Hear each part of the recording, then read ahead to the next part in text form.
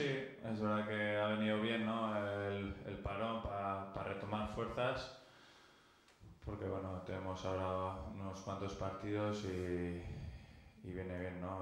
Tranquilizar, coger una semana de, de entrenamiento, de un poco de continuidad, ¿no? De los entrenamientos, porque al final con tantos partidos pues es difícil, ¿no? Muchos viajes y muchos partidos y al final no tienes para preparar un partido bien pues mucho tiempo y esta semana pues nos sirve para eso.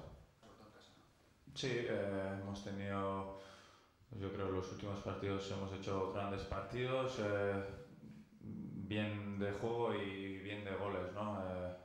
Y a ver si mantenemos ese nivel.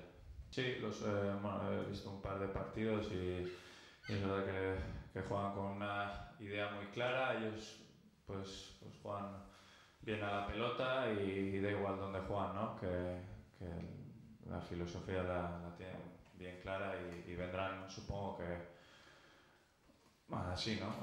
A por todas aquí.